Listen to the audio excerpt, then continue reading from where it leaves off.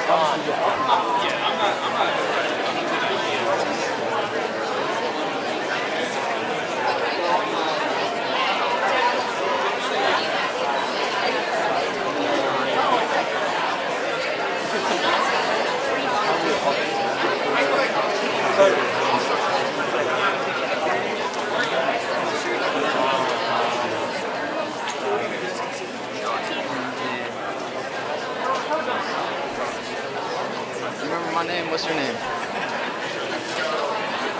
Oh, yo, dude, how you been, bro? It's been a while, dude. I was like, what? Oh, I've been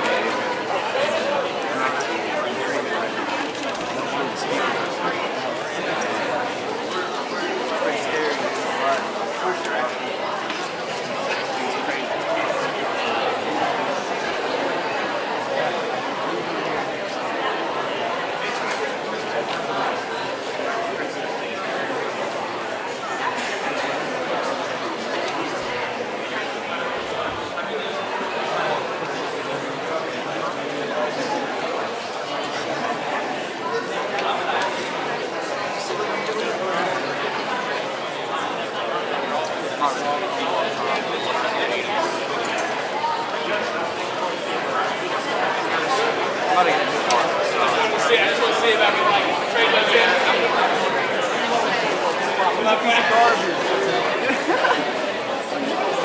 not worth it. I'm wrecked it like twice. All this stuff. I'm about to get this already.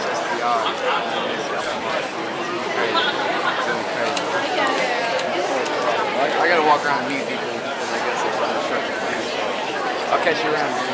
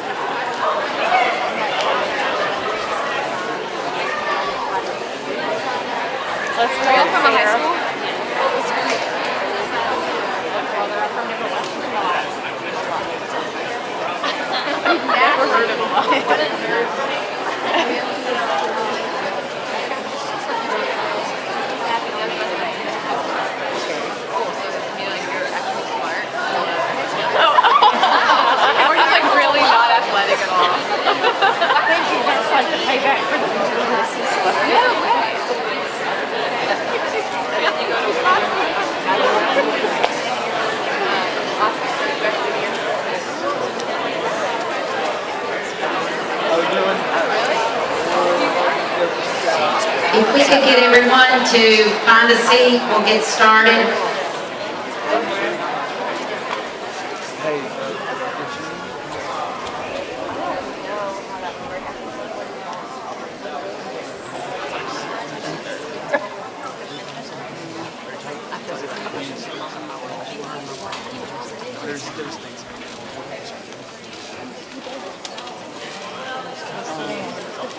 What school are you from?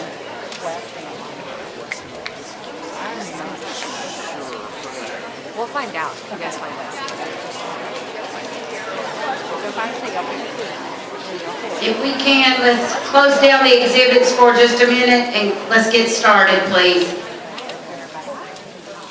We've got a full slate of speakers, and I just wanted to welcome everybody here. It is a rainy night in Georgia, and we were hoping for better weather because we wanted a real good turnout, but we are thankful. We've never had a drug summit that at the end of it, that you weren't able to see there was a purpose, and that someone in the audience was there that needed to hear it. And it served a real purpose for the community.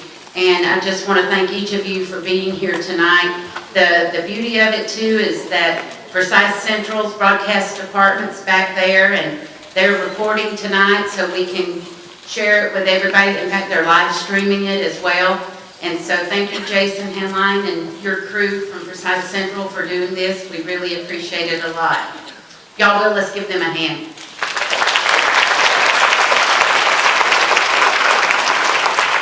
I also want to thank all of our elected officials that are here this evening. If you will, stand if you're an elected official. I know Senator Underman's here, Molly Cooper, thank you both. And then if you're with the school system, lastly, I know a lot of you are wondering about the pictures, and Jennifer Hodge helped put these together, and I want to ask if, I'll probably start crying, but if any of these pictures represent your family, if you would please stand.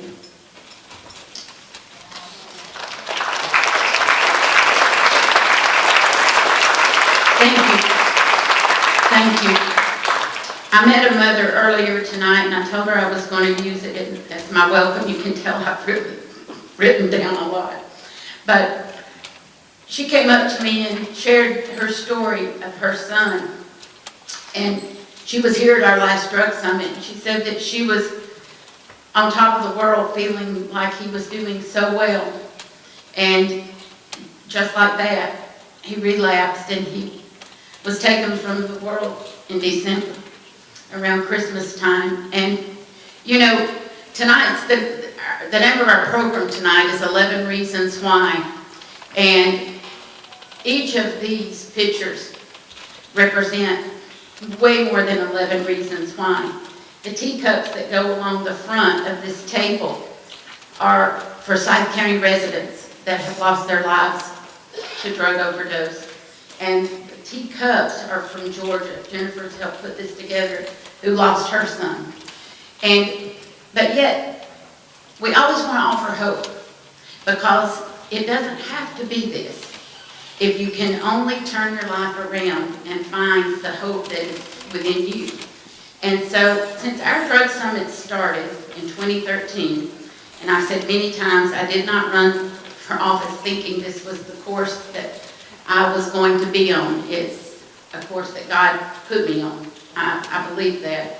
I had, at the end of our first drug summit, Alan Hammond, who is now passed on, came up to me and he said, out of all the work you'll do as a county commissioner, there will be nothing more important than the work you're doing because of drugs. And that will have an impact, potential impact on people's lives. And it's not, I definitely don't want to give the impression it's one person, because it is definitely not. And you'll see that in just a minute. But there have been a lot of wonderful things that have occurred since we started bringing attention to this issue. Education leads to prevention, and stigma's in when you're willing to get up and talk about things, and you recognize that there are problems, and that there are problems that are looking for solutions. And I don't want to give the impression in any way that tonight is a celebratory, we've done this and we're finished. We don't have any more work to do, because it's far from it.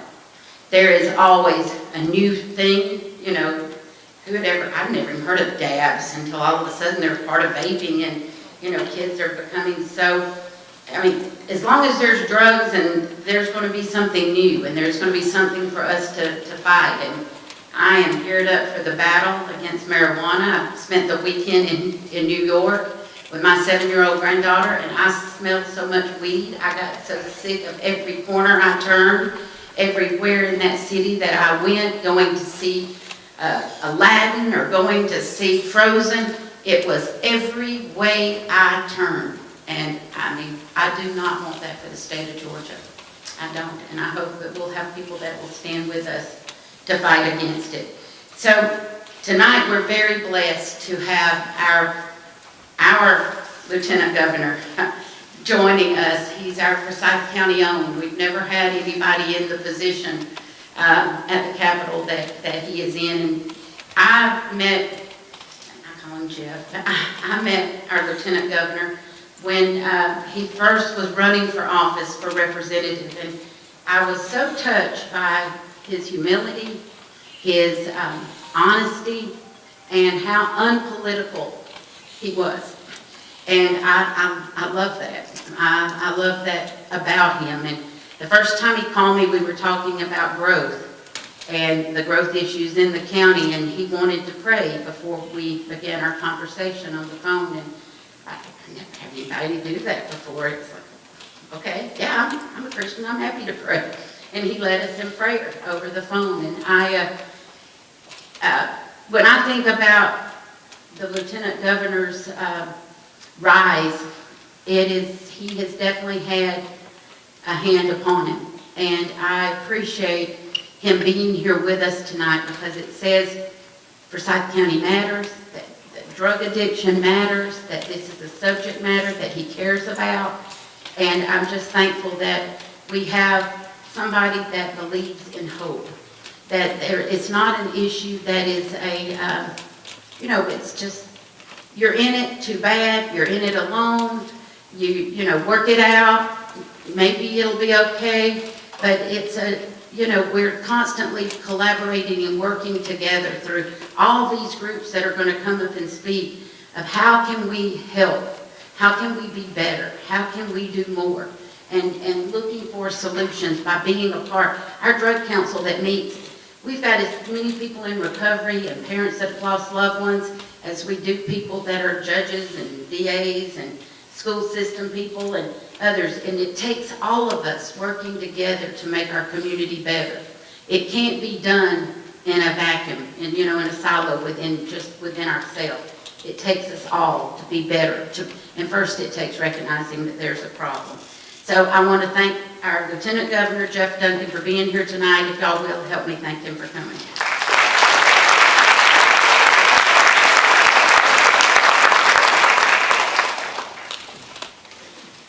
Thank you very much, Cindy, for that intro. It's an honor to be here for a number of reasons, so I get to give speeches all day long, all over the state, but I got to tell you, this one's a little nerve-wracking because when you're in your own hometown, you feel like you know everybody, or you see familiar faces everywhere. And to make it even more difficult, my sister's here as an assistant principal at Otwell. She's in the crowd. Where's she at? There you are, front and center. Of course you are. And I've got my wife here, and I've got one of my sons here, so this is like nerve-wracking, right? I got to get this right, or else I want to hear all about it tonight. Cindy, thank you for your friendship. I do remember that conversation, and I did pray before. I heard you were a tough negotiator. But you're such a great friend, and here's what I love about you, Cindy, is that you have this unrelenting desire to be woven into this community. And whatever you touch, you pour your heart into, and you're a great example to the rest of us that are in public service. You're committed to what you do, and you're really good at doing it. So thank you for your friendship. Also, a great friend of mine, Senator Renee Hunterman, is here. She is there she is front and center. She's a great friend, and I'm equally as nervous that you're here, right? We'll get to do this more often here when session starts here in a few months. I want to thank everybody here that's a part of this organization. It takes a lot to pull something like this together. It takes a lot to keep something to last the test of time. Here's what I know about this organization. Your willingness to dig deep into the issue is, I think, what makes it separates itself from other folks and other groups that try to do this, and your willingness to be collaborative in your effort to pull and not to worry about who gets credit, but to be willing to collaborate all of the interested parties, all of the potential folks that can help pull this together is inspiring. To myself, I think it's inspiring to those around the community that unfortunately have to deal with all of the issues and the unintended consequences that follow through with drug addiction. The proliferation of drug usage and addiction is something that is staggering, not just in this community, not just in the state, but all across this country. And it takes a collaborative effort to, I believe, truly turn back what is nothing short of an epidemic nationally. And so that collaborative effort, I want to take a minute, and I'm going to forget some organizations and groups, so I just want to first start with everybody here is important to the equation. Everybody here is important to doing the right thing. Everybody here is important to each other's stories, but it takes so much of a collaborative effort to pull forward. The school system, and I've got 3 boys in our public school system here in Forsyth County, and to think about the work they do, the intentionality of what they do, is priceless to this entire operation. The Sheriff's Office and their commitment to our community, not just to public safety, but to consistently look for opportunities to partner with the community to keep us safe. The judicial system, it is one of those areas that is hard to sometimes see the brilliance of the work being done by the judicial system, but it is one that is absolutely important to us moving forward in this great state and in this community. The families that are stuck in the midst of this, that have been unfortunately dealt difficult situations, your willingness to share those situations absolutely allow this organization and other organizations like this to absolutely look for ways to be stronger and to be better. The nonprofits that decide to partner and to pour their hearts and souls into this are absolutely appreciated. DFACs and their ability to pour into this situation. The therapists and counselors that are on the front lines of this every single day. This together doesn't happen by accident. It happens because people care and because people want to make a difference. And so thank you all for being a part of this. In fact, everybody give yourselves a hand and congratulate you for your friends for being a part of this. This is hard stuff. You know, this community is special. Forsyth County is something. I'm great. I couldn't be the lieutenant governor if it wasn't for Forsyth County being on my resume. We get so many things right here that we're able to champion across the state. A lot of the state watches what we're doing here, but sometimes in getting it right, we have to be willing to look in different avenues. I wrote an op-ed years ago because of what I got to see play out here in Forsyth County every single day. It was called the 4 C's: churches, charities, corporations, and citizens. And this organization is a prime example of what happens when you pull those 4 C's together and leverage the talents and the resources and the awareness and the messaging of those 4 C's in a community like this. Well, once again, nobody cares about who's getting credit. You just care about that the work's being done. And so we have an opportunity here to really champion these 4 C's and looking for ways to make a difference in our community, in our lives, and in our families all across the state. As I mentioned, I've got 3 young boys, and so that's the lens I look through. I've got a son in high school, I've got a son in middle school, and I've got a son in elementary school. Every time I hear a story, my wife Brooke is on the. We've been affected by drugs and addiction all around us in a working environment and a family environment. You see it, it touches us all. And every time I see these stories or I hear these stories, it's gut-wrenching. It is, I don't know if I have the right words to use, but I'm thankful for those that are willing to share their stories. And I genuinely mean that. Andy, we go to North Point Church, and Andy Stanley oftentimes talks about it's hard to understand somebody unless you've got that same perspective, right? And it's your willingness to share those stories. It's your willingness to be able to talk about a situation that's going to not change your scenario, but change other scenario. And that to me is a priceless part of this entire operation, and one that I'm grateful for. I know that many of the families here and the community partners are grateful for. Your stories make us all stronger. There's no other way to put it. Your stories make us all stronger, and your willingness to do that is important. The CDC, I had our team pull some data. The CDC has just recently reported that 70,000 Georgia adolescents have used an illegal drug in the last 12 months. That's staggering. The optimist in me wants to look through the tragedy, just the sheer tragedy of that number, and see this as an opportunity. And see it as an opportunity for Forsyth County to once again do what we do best, and that's lead.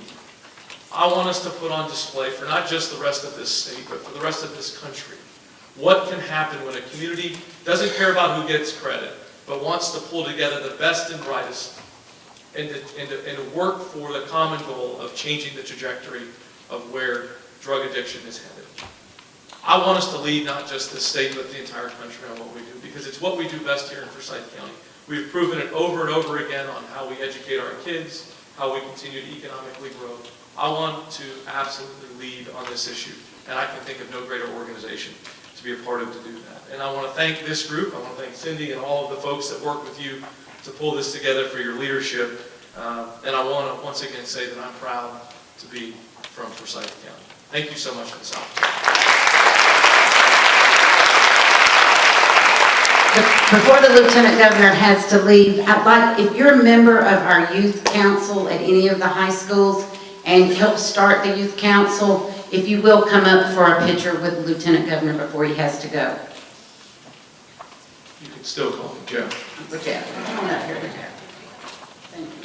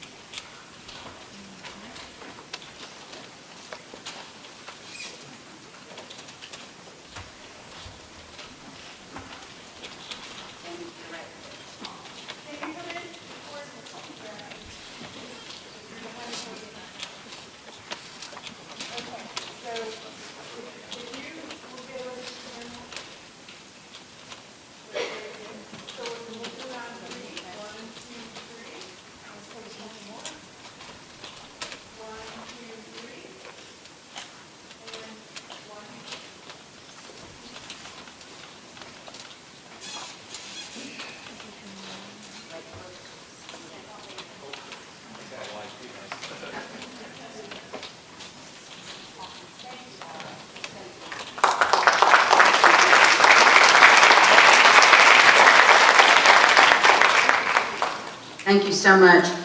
As we were starting in this journey, we realized that a support group that really was needing support was the parents. That when you're going through a struggle like this, you need the support of other parents to understand where you are. And one of our parents that were part of the drug council helped start this, Sherry Angelini. But tonight's speaking will be Jay Posey to tell you a little bit about the Parent Recovery Network.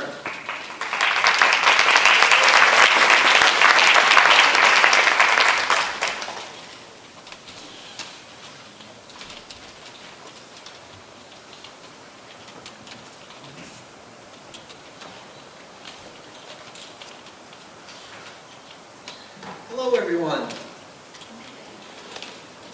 if I get this straight. First of all, thank you, Council, for giving us the opportunity to talk and share with you what the Parent Recovery Network is. It is known as PRN. It was started back in 2014 by Sherry A., who was already mentioned, and a few other mothers. They found they had something in common. They were dealing with drug use and abuse. Sherry A. had her very first PRN meeting in her living room. Quickly, it moved to an on-site or off-site facility, and today we have a presence of over 200 on a private Facebook page. And on Thursday nights, we're thankful to have the collection at our meeting place. So every Thursday from 7 to 9, we have a parent support group there.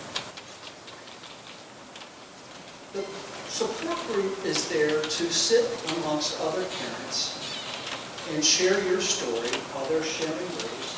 And you find that there are a lot of common themes. We are there to support the parents and help them navigate through this journey. That is exactly what brought me to here.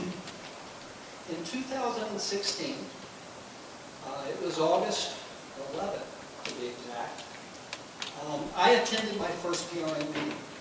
This was the day after I took my son to a 60-day inpatient treatment facility.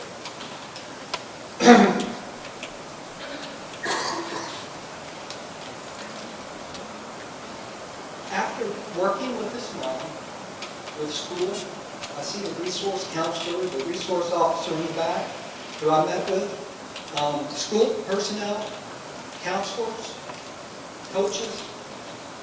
We had no other choice except to go to treatment. That was a tough day, a lot tougher than today, actually. But the next day, on Thursday, I attended my first meeting. I got a phone call from the counselor that said he had admitted his desire to get better, and it was going to work for him. I actually walked into my first PRN meeting thinking I had solved the problem. I'd fixed it. Are there any parents out there that fix things, solve things? Like to take one? Well, as I sat in a room with about 20 peers around me in a circle, I quickly learned that I had not fixed anything. I had not solved anything. I had really just taken the first step to my own recovery. See, addiction is a family disease. It affects everyone. What we try to do is offer support from a parent perspective to let them know that it's okay to feel good. It's okay. But we also want to drive home the fact that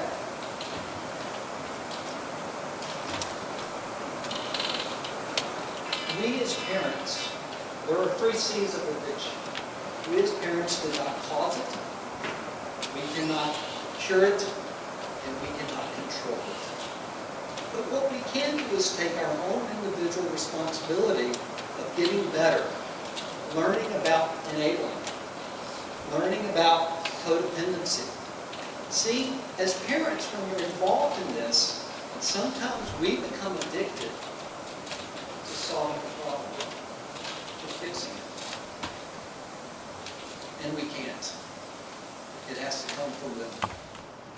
So there's a few other things that we like to say in our meetings that come out often. One is the flight attendant saying, we've all been on airplanes and we hear the flight attendants. If the oxygen mask deploys, put the oxygen mask on yourself before putting it on your loved ones. This is true with us as well, with the parents of recovery. So I want to thank the summit. I want to thank this group for this opportunity to tell you about PRN. We meet on Thursdays at the Connection, and we are there from 7 to 9. You're welcome to come. And when I say parents of loved ones struggling with drug use, abuse, and addiction, this doesn't necessarily mean the adolescents. We have parents that have children that are well beyond that age. So let's not think that this is just for the young kids. So thank you very much for your time.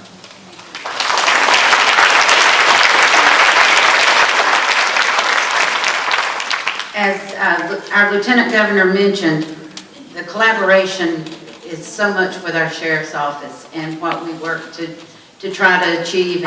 5 years and still had a 20% chance of, the data showed, of going back. And so it really, it talked about subgroups and the people that were most at risk, and it just made me realize how we needed as a community to put so much more than what we were doing into prevention. That we had to find ways that the best thing we had to offer at the time, which is a good thing, but it was, well, you need to commit a felony so you can get in drug court. I mean, how many parents want to hear that you want your kid to commit a felony? I mean, I know you get to that point, but it's, you know, you want to be able to have some things as a better resource. And so we were able to find out that the Georgia Sheriff's Association had a CHAMPS program, and able to work with the sheriff, and the sheriff still got it going good. And I teach 4th and 5th grade Sunday school, and I love to hear my kids talk about their CHAMP instructor and their SRO and whose SRO is better and whatnot. So if you will, we've got with us tonight Corporal Angela Lively, and she's going to tell you a little bit about CHAMPS for those that don't know.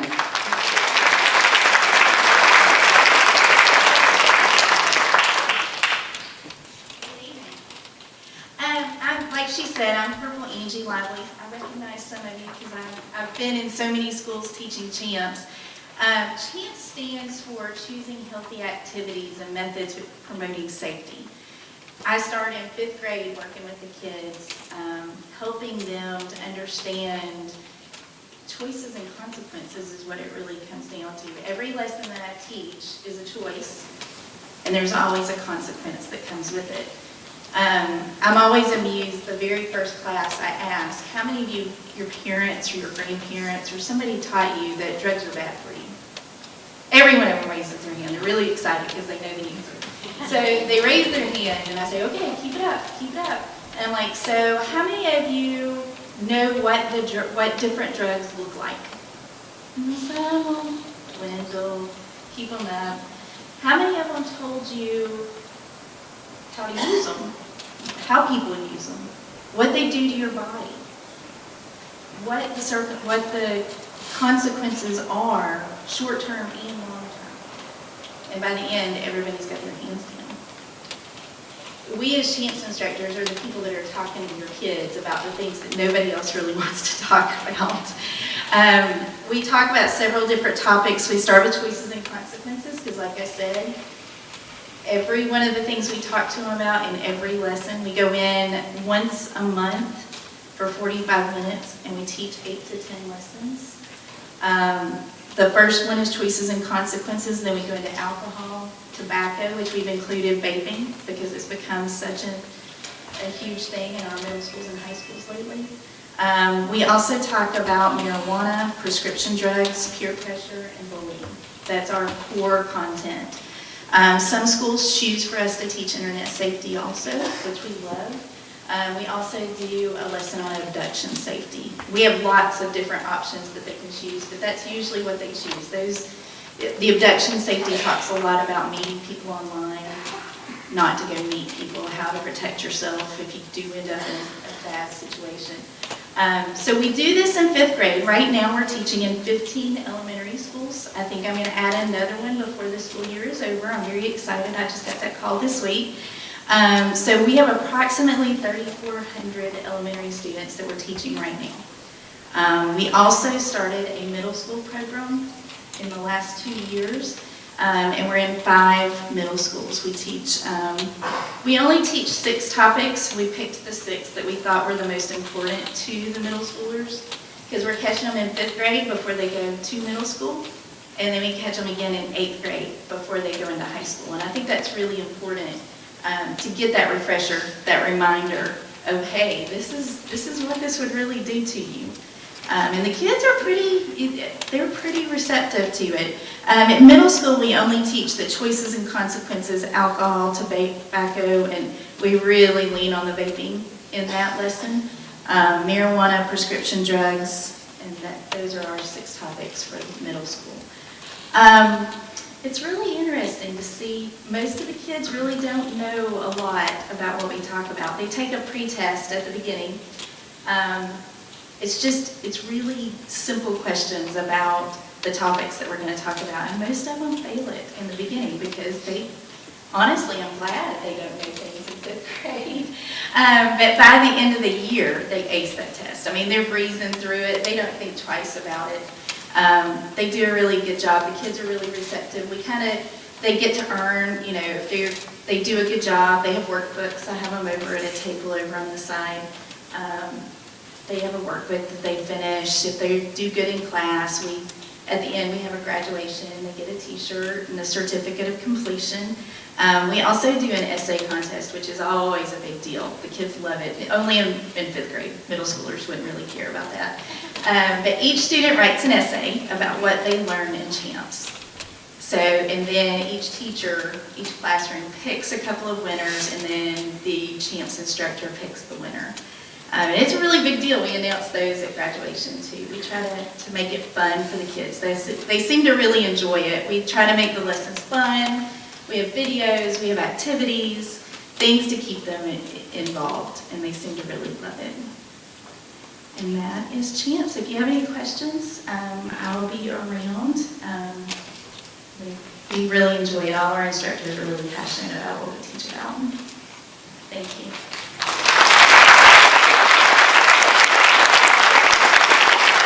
Thank you so much.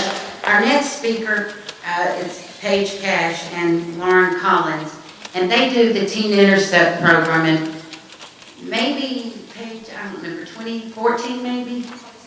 Was that when it started? But when did you first come to me with the idea? The year before, too? Anyway, Paige was working at the sheriff's office then, and she said that she really had I call it a burden, but that we needed to do something more for youth before, hopefully we'd catch them, we'd intercept them before they got to the felony. That we could have a program that would offer parents another resource to be able to go to, and she has just done a wonderful job with it, and we're so lucky to have her here.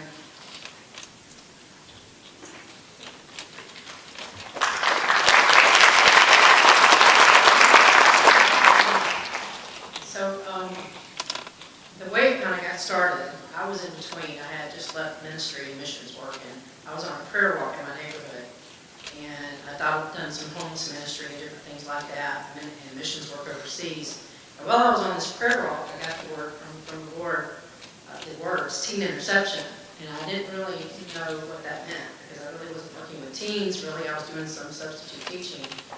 So something my sister always told me is that whenever God gives you something, just put it on the shelf and wait. So I did. I ran into a friend of mine I've known since I was 13, and happened to be Captain Freeman at the time, who now is Sheriff Ron Freeman. I'd known him since he was 13, and he said, "What are you doing?" I said, "I'm in between things." He said, "Why don't you come work for the Sheriff's office?" So I'm going to shorten this real quick. I went to work for the Sheriff's office. I was responding to calls, running into families and parents that are going, "What do we do? I don't know what to do. Isn't there a program?" And I was like, "No, there's not a program." And like Cindy said, it became a burden on my heart, and then I put it together, teen interception and this burden, and it came together quick. So this is what it looks like. The teen interception program started in 2016. It's a 7-week program. It's free, it doesn't cost anything, it's through the sheriff's office. Anybody can attend as long as they're age 13 through 17. They don't have to have been in trouble. They don't have to actually be doing drugs or alcohol, just making poor choices. But it is geared towards drugs and alcohol. I can't read that far away. So I'm going to go from memory. It's in 7 weeks. We usually meet on Tuesday nights, 6:30 to 8:30. The first week, basically that's who can attend. The first week focuses in, we bring everybody together and we talk about consequences like champs. If you continue making the choices that you make, you're going to end up in 3 places. You're either going to end up in jail, homeless, or dead. So the sheriff allows me to take the teens into the jail and do a tour. He also allows me to take them out under a bridge where I used to do ministry in Atlanta, and then we do a tour of the funeral home and talk to them about what happens there when someone dies. And then my good friend Teresa comes and gives a testimony, because we all know that facts are facts and they change, but nobody can argue with the testimony. Nobody. It's very impactful and life-changing for these kids, and I thank you for that. There's a lot of people involved in this. It couldn't happen without everybody. Dr. Angela Smith comes on the first week. We separate the teens from the parents. She meets with kids about behaviors, choices, refusal skills, things like that, much more. And then juvenile specialists meet with the parents on what the juvenile process looks like, filing enrollees, and the chin service. So we really educate and empower the parents. Week 2, we bring in Forsyth County deputies usually with testimonies. They're in plain clothes because sometimes the kids shut us off. And they give their testimony about how they overcame a lot of obstacles. And then at the end, when they both give their testimony, they share with them that they're deputies. And they really brought in a lot of kids that didn't like law enforcement. So it's been great. We teach them about the 911 amnesty law. Bring in a lady that gives a testimony about losing her daughter and how she helped get that law passed. Let's see. Week 3, we do prescription drugs and their effects. Sergeant Tom Little meets with the parents. He's a sergeant still, right? Sergeant, okay. While he's meeting with the parents, Heather Hayes, one of her groups, or either Matt Myers and Kevin Ferraro from the Sheriff's Office, meet with the students on drugs and their effects on the brain and the body. Not over 5 minutes. Week 4 is the jail tour. While we're doing the jail tour with the teens, the parents are meeting with Dr. Smith again, and she teaches them communication and listening skills, and a lot more than that. And then week 5, we take them under the bridge. I bring 2 ladies that I was allowed to rescue from the streets back when I did ministry. And they get on the bus and give the teenagers their testimony about what it's really like to be on the streets. It's not like the movies. And then we actually take them up under the bridge. I have a relationship with the boss of the bridge. That sounds weird. But he's like, I always go to him first and ask for permission because it's their home and we're not going to come in your home without your permission. Same there. If he gives us permission, we go under. We don't stay long. We take food and water and things like that. And then week 7 is graduation and resource night, which I love because we can I try to bring in as many resources for the families as possible for them to give out their information to these parents so they have it. So that's it in a nutshell. If you have more questions, we'll be over here afterwards. We'll be happy to answer any more questions. But at this time, I'd like to introduce a dear friend of mine. Her name is Lauren, and Lauren attended TIP back in 2017, and I asked her to come and just share her heart with you real quick about her experience. Lauren. I'm Lauren Collins.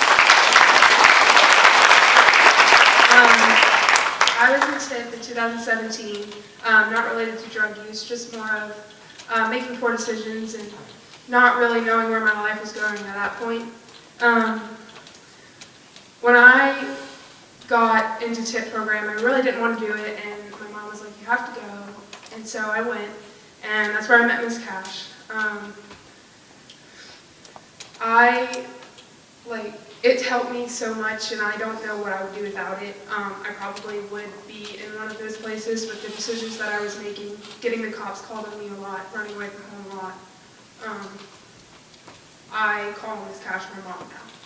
She's the best person in the world, and my favorite part was probably when we went to the funeral home. I got to see a lot of things. And, a couple years before I went, one of my mom's friends' sons actually passed away from a drug overdose, and it really touched me a lot to realize that drugs are not a good thing. And we actually went to the funeral home that his funeral was held in, and it really it just changed who I was as a person. Now I do DBT with Miss Cash, which is dialectical behavior therapy. It helps me to keep in the real with, okay, I can't be doing these things. I need to make more decisions. It helps me with wise mind and trying to help through exercises to try and not do the bad things that I was doing before. Counseling is a very big part of my life. No matter how hard you try, there will always be something that is held on to traumatically.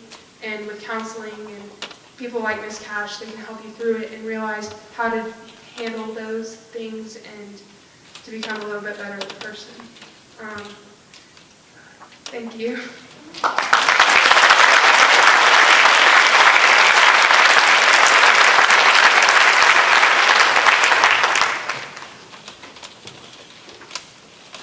Next, we saw another gap. The Luann Altschuler, I cannot say your last name, Luann, I'm terrible. But Luann has been a big part of our drug council, and I'm looking for it in the room, and has worked really hard. Oh, it's a video. I knew I couldn't see her anywhere. And she has people in her family and herself that has addictive behaviors and has dealt with that, and she's been a part of AA, Al-Anon, but we really realized that that there needed to be more for families and resilience for families, and so she's out of town tonight, but she did a video for us.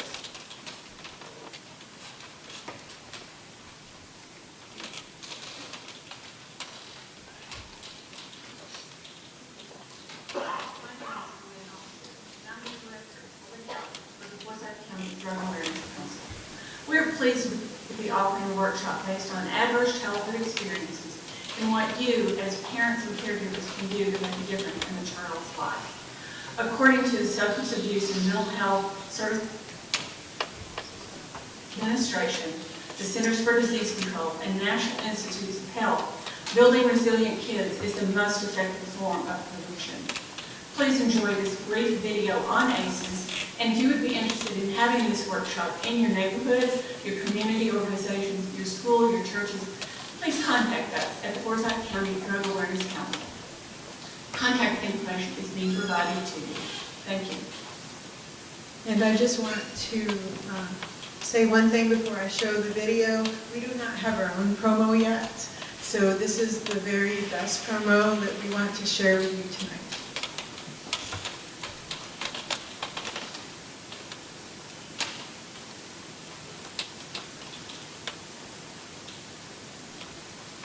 Childhood experiences, both good and bad, have a large impact on our lifelong health. They even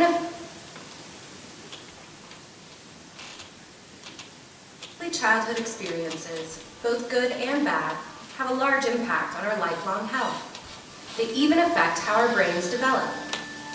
Positive stress, like meeting a new caregiver, is a healthy part of early childhood. But negative or adverse childhood experiences, like abuse, neglect, or parental substance abuse, can create toxic stress. And toxic stress, built up over time, has been linked to poor health conditions later in life, like obesity and heart disease. But there are steps we can take to reduce the impact on our children's health. Building strong, safe, stable, and nurturing relationships and environments, both at home and in our community, can help prevent adverse childhood experiences and encourage the healthy development of our children. Ensuring children have a supportive adult they can count on also combats toxic stress, builds stronger brains, and sets children up to be successful members of our society. This adult doesn't have to be a parent. Any family or community member can help. By working together, we can help children thrive and build resilience to life's challenges.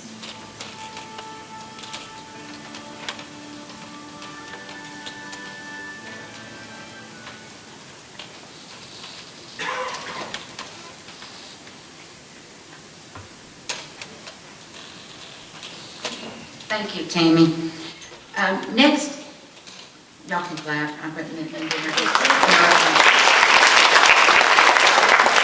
Next is a very, very important program to us. This is, probably a lot of people don't realize how much collaboration goes on, and this program to me shows it best, because this program, and I'm gonna let y'all tell your story, but when the idea came, we knew we needed to be doing more for kids at risk.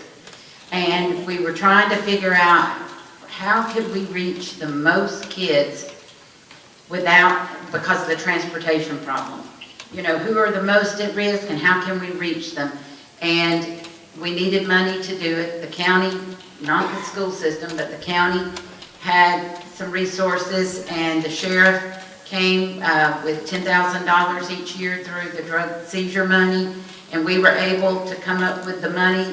What they were doing at Gateway was not enough, and this was able for us to collaborate, come together, and offer more in our community that I am so proud of.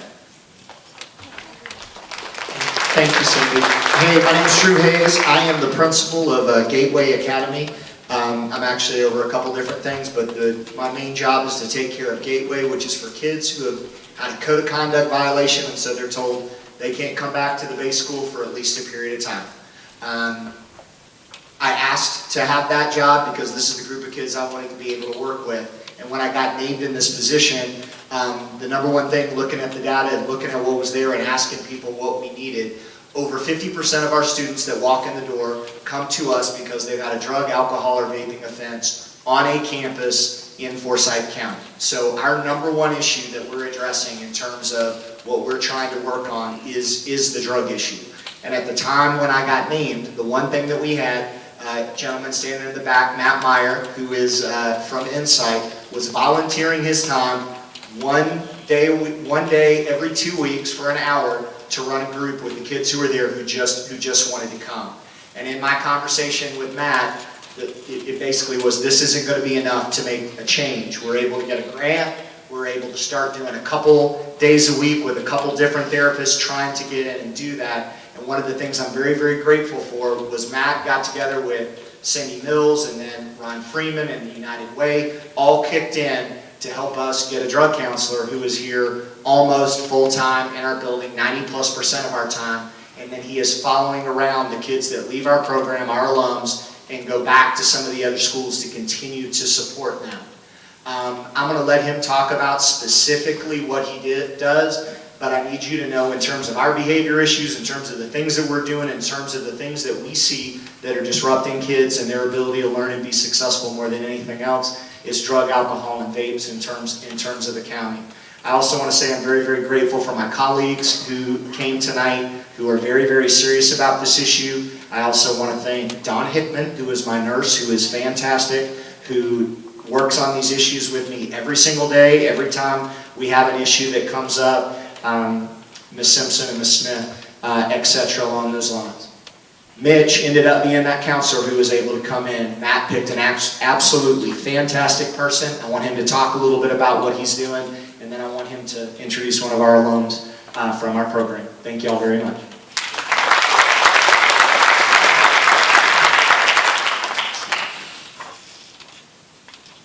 All right, so hey everybody, I'm Mitch Dirtle. I'm the drug and alcohol counselor at the Gateway Academy.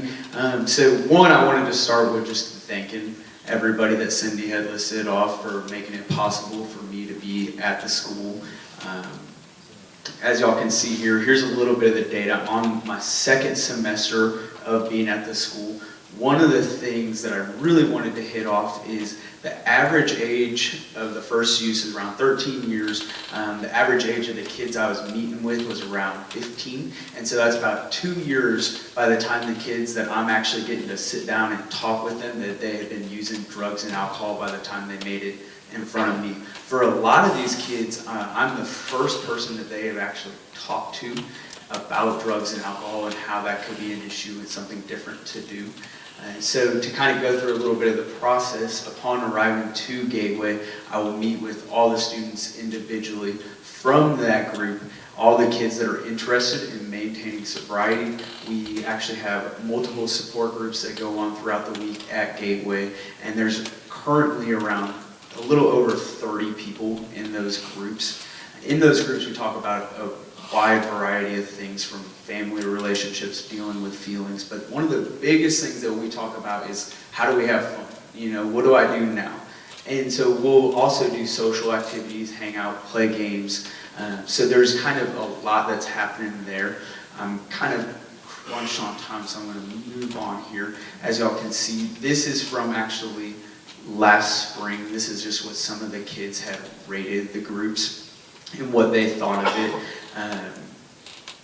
And you can see it's kind of like 9.2, 9.2, 9.5, 9.8. One of the big things also with the support groups is actually informing kids that they're not the only people that are trying to stop, and connecting the kids that are trying to quit using and getting them all in a room together and letting them know that they have other kids within the school that they can lean on.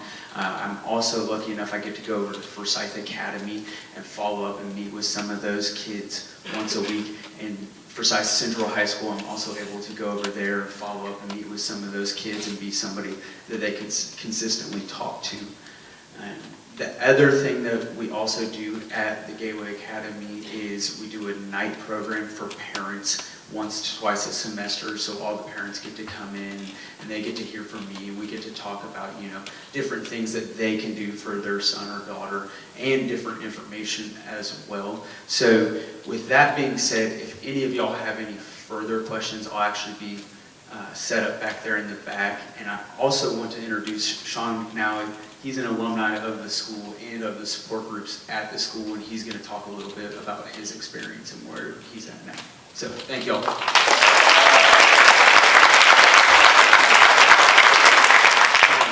Hello everyone, my name is Sean McNally. I started using drugs around the age of 11 years old. And by the time I turned 14, I was just like a daily activity for me. When I got sent to, or when I was put in high school, I was in the senior class band as a freshman up until junior year, where eventually it led me to get kicked out of school and sent to Gateway, where I joined the Insight program at Gateway. And immediately within a couple weeks, I learned how to like reconnect with my family, how to deal with problems like in healthy ways, and basically be able to like be myself without having drugs attached to my life. And from then on, like I've got accepted into college this past week. I'm going linear tech in the spring.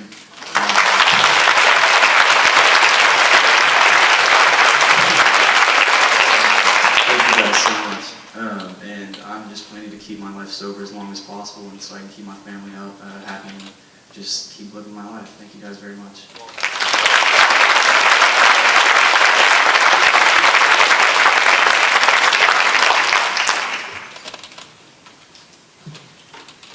I'm telling you, that makes all the difference.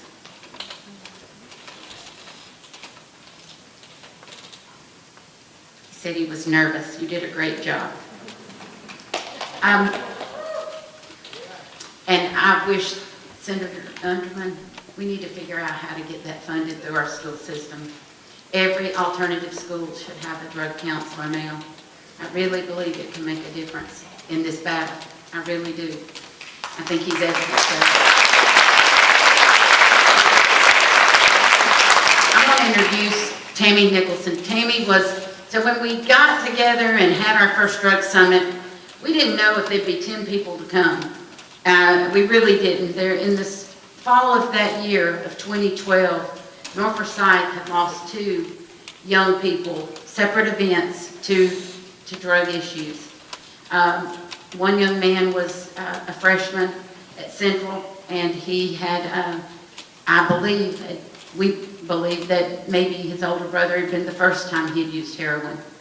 And another was a I think a senior at North Forsyth. And, you know, it really made us realize that kids knew about drugs, kids knew things, and parents really didn't. And we needed to have something to bring parents a vehicle to learn more. And that was when we called our first summit, and we got John Smoltz to come because we thought we needed a person, and it wound up that his new wife's child was going through it at the same time. We had no idea. I just had no idea. There were 550 people that came to the conference center that night. We kept opening the doors up farther and farther, and we realized this is a way bigger issue than we'd even imagined. There were so many parents crying out for help and wanted information, but they wanted to know where to go to and what they could do and how they could help. And then we realized that this was a bigger job than a, you know, supposedly part-time commissioner and a few other people working in it, that we needed to have there was a SAMHSA grant out there that was available that we could actually hire a coordinator. And that's how Tammy came to be, and that's how we're able to have all the things that we're having now. We appreciate her so much.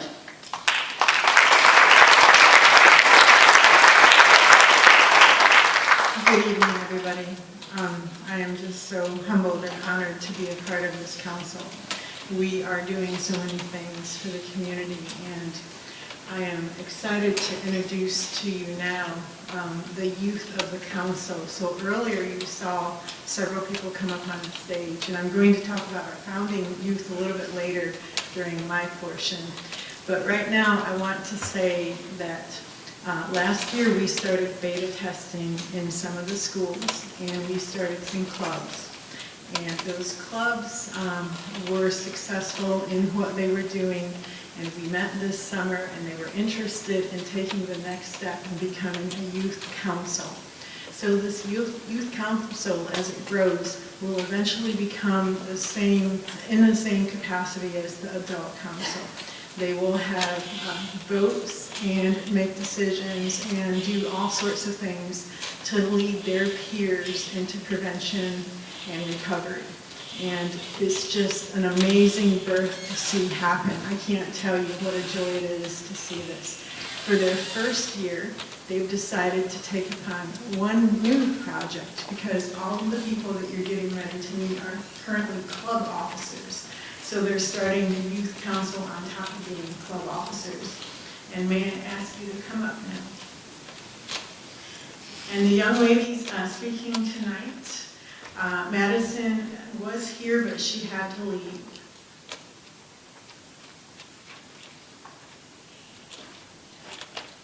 So we have, would you like to introduce yourself? My name is Seisha. Or you need to My name is Seisha. I go to South Forsyth High School. Hi, I'm Claire. I'm from Forsyth Academy.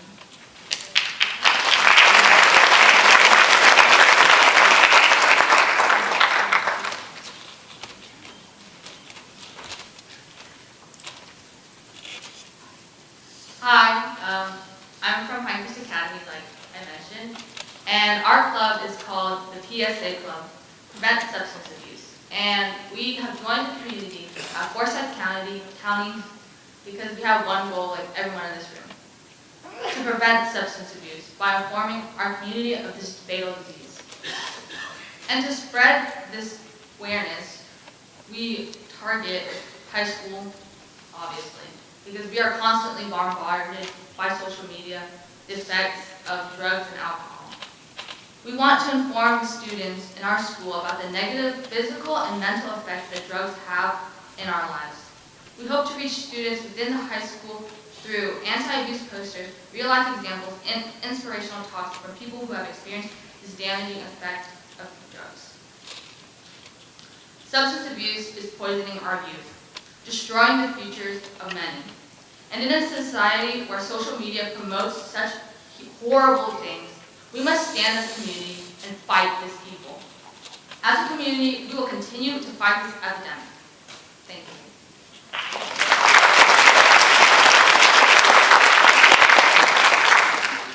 Good evening, everybody. My name is Seisha. I'm the co-president of Be Smart Don't Start at South Forsyth High School.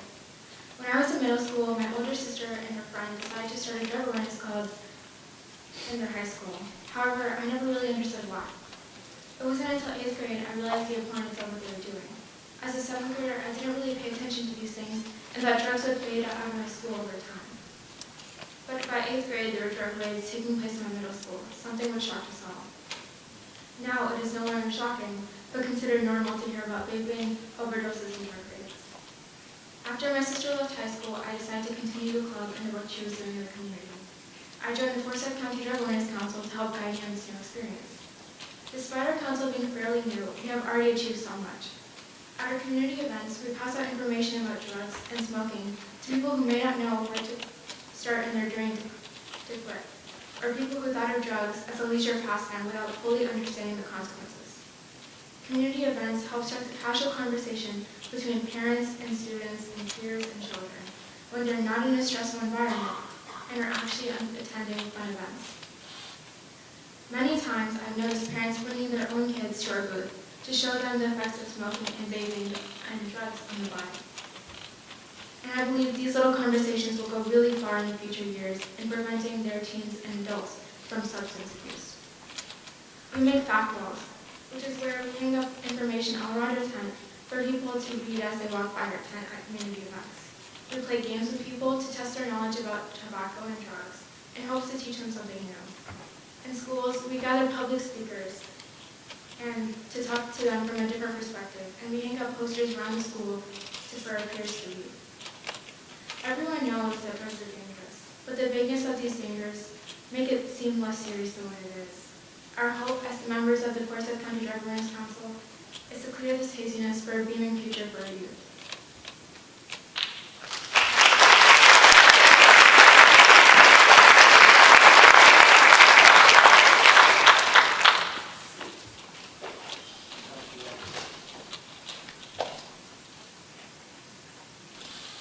Thank you so much. Now Catherine will make her way up. We have, there's a place in Marietta called The Zone. Some of you are familiar with it, and it had long been a desire of this group. We knew we had a big missing, something that needed to happen in our community. And Catherine Rossborough, I'm getting terrible with my names, was able to help fill that, and it's a new thing in the community, but it's for people in recovery. It's called The Connection. Now Catherine will come up and tell us about it.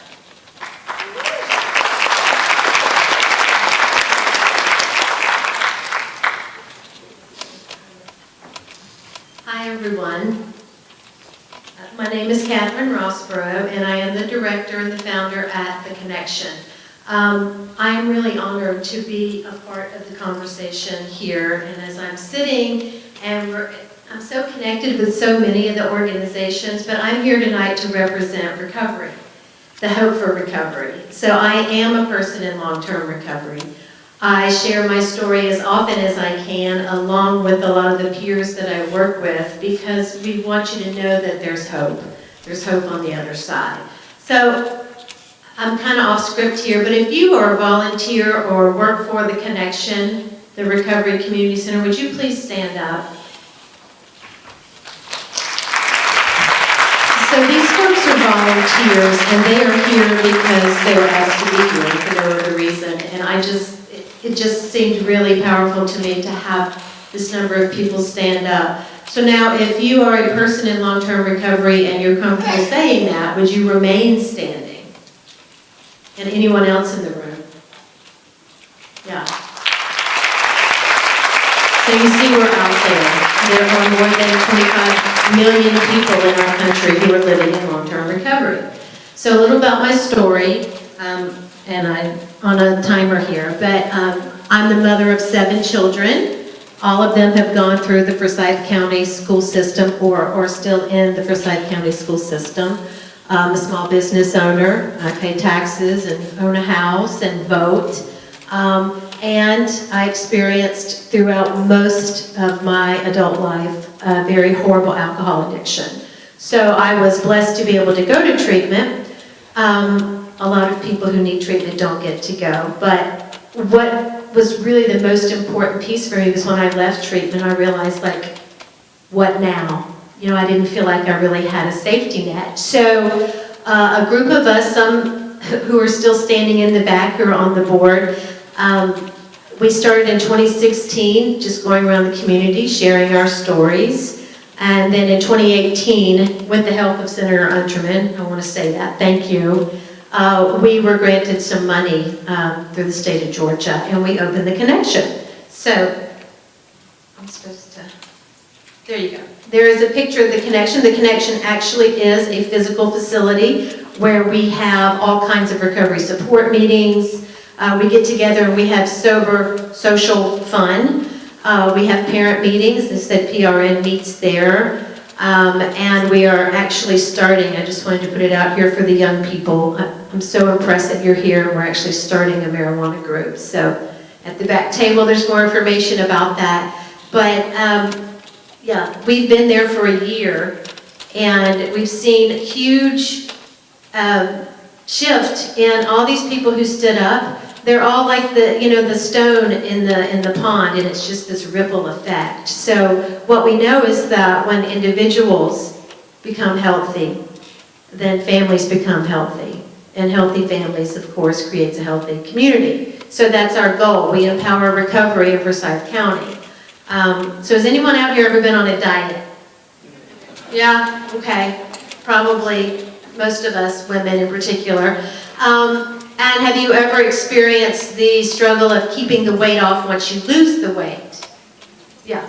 It's kind of the same for people who are in recovery from substance use. For me personally, it was much easier to stop using inside the safety of a treatment facility, but once I left, it was very difficult for me to stay and to maintain that recovery. So what we do at the Connection, we know that the opposite of addiction is connection. So as isolated individual people, we really connect as a community in order to support and one another. And there's no judgment. It doesn't really matter how old you are.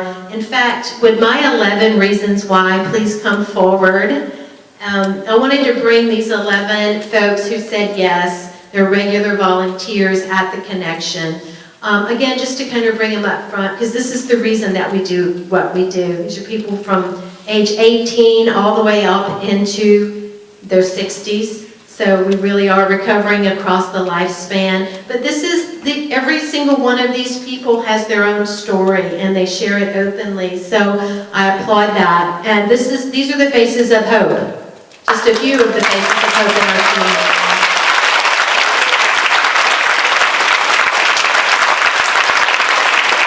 And there are more, but these are our 11 tonight.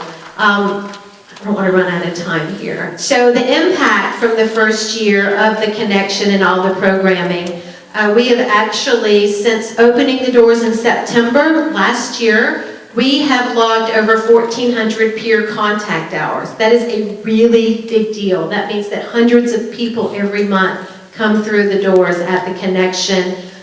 Sometimes it's to play the guitar, sometimes it's to go to a meeting, sometimes it's to hang out and watch TV. And we logged 1,800, that's 1,800 volunteer service hours in the last year. The goal for this year is to double that or even further. We want the Connection to be full every hour of every day that we're open.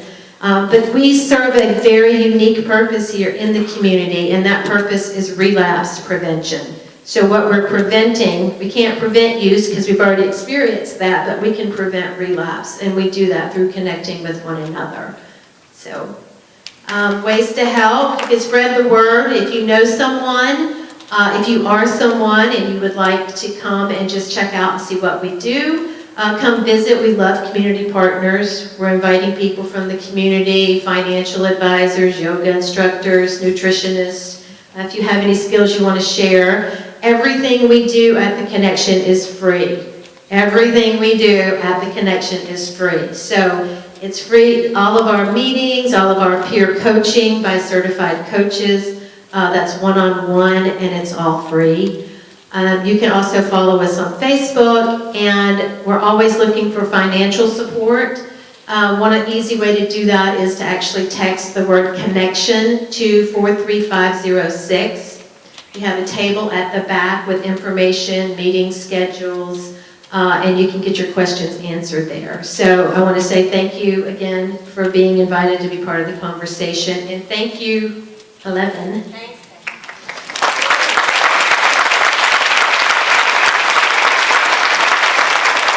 Thank you all for being here tonight.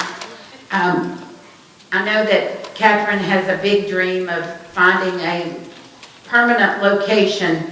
Right now, that building, Forsyth County government has donated that, and they've done a lot to make it look a whole lot better. But a permanent home would be a huge desire, I know. I wanted to ask, and I don't know if Sheriff Freeman's going to be joining as well, but we do a lot through enforcement and working with the Sheriff's Office, listening to what the problems are, what some of the things you're dealing with in the community. And deputies have come before and said, we need an ordinance. There's all kinds of drug paraphernalia being sold at our convenience stores. I didn't have a clue. I didn't know that those roses weren't real up at the counter and that they had meth pipes at the bottom until some of the deputies, those pretty little bracelets that were right by the counter that I am certain my 7-year-old granddaughter would have loved to have had purchased for her. I didn't know it had a pipe at the end of it. And so thanks to our Sheriff's Office calling that to our attention, letting us know, we were able to put ordinances into place that really strongly discourage. I appreciate our Board of Commissioners always listening and coming. We've taken on vaping, we've taken on a lot of things, and we figured out the way to take it on is to put it through, you got to get to people's pocketbooks. And if we put it through to their alcohol license and could tie it to that really sent a loud message to convenience stores. They value that alcohol license. It means a lot to them. So if we could have, and we want to talk about our joint task force as well. Lieutenant Mike McCarron is with us tonight to talk to us about it.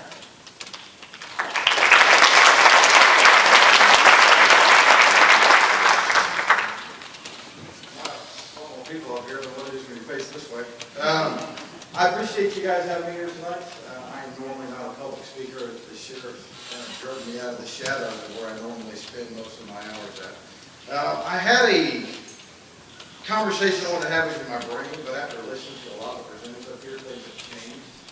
I'm a parent myself. I have an 18-year-old, a 16-year-old, and an 11-year-old. And listen to some of these stories and listen to things that you guys are going through. And the job that I do and what I see on a regular basis, it's tough for me to be a cop and to enforce the law when all I want to do is grab a child. I'll grab that person and say, I can help. But unfortunately, I was appointed, not unfortunately, but I was appointed 3 or 4 months ago as the commander of the JCAP Drug Task Force, which is the Johns Creek, Alfred, and Forsyth County Drug Task Force. The sheriff appointed me along with the chief of Johns Creek, Chief Dinsmore, and the Alfred Chief Rosen. They are all 3 great guys. They support me in the direction I want to take it. The direction that I've been forced into is the social media aspect when it comes to drugs. The youth in the audience today knows that technology has come a long way. There are a lot of apps, there are a lot of things that you can do with your phone, your computer. It's not like what it was 22 years ago when I first started law enforcement. They knew the local dealers, and they used a payphone to set up their deals and things like that.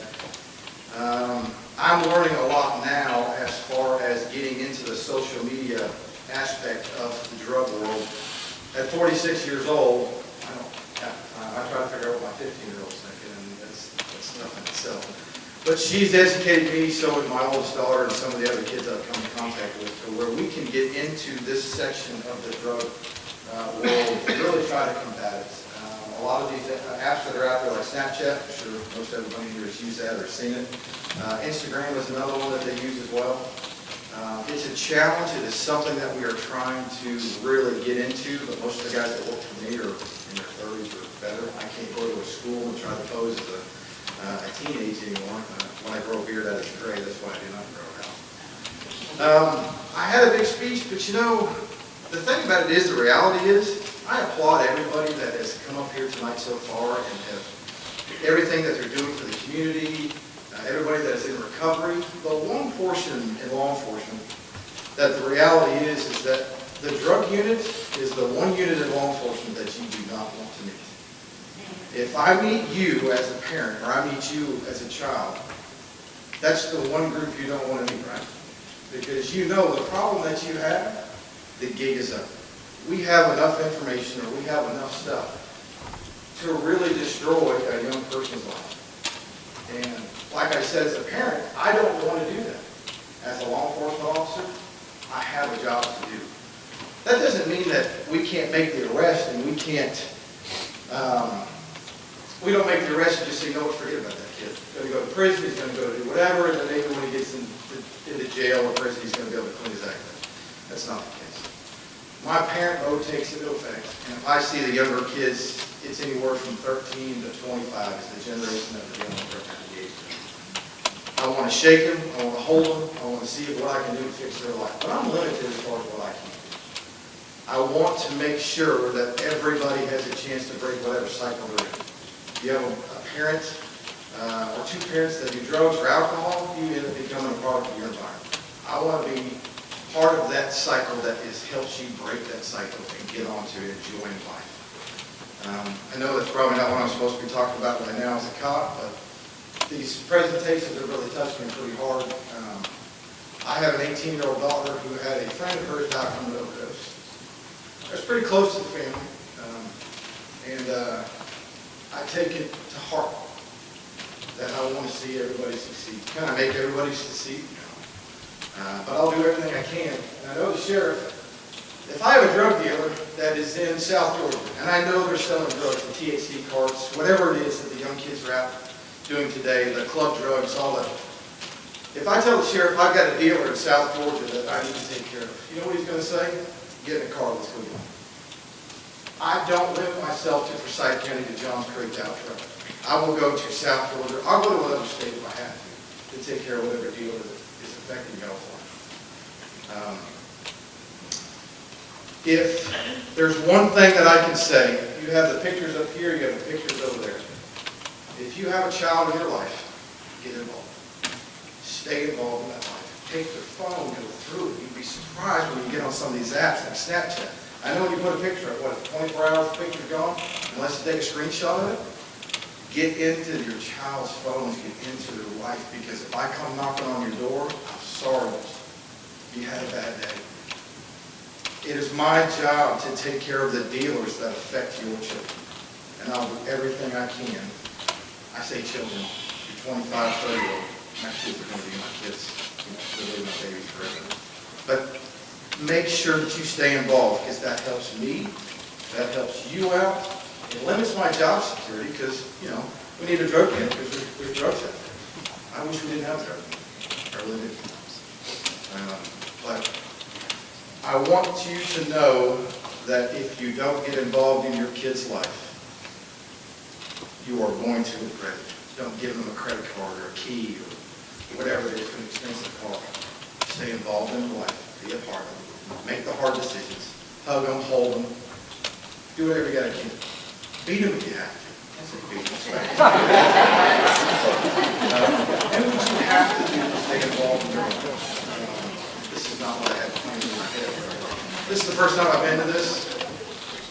It's an awesome thing to go through. Sergeant Hamilton and DFC Foster, they were up there doing booths. Those two guys right there have more education than I have. They do a great job of what they do. The sheriff's office that I work for is an awesome place, or I wouldn't have been here for 22 years. So I want you to know the Drug Task Force, there's 13 of us in 3 different jurisdictions. We will do everything we can to help any way we possibly can. I appreciate it.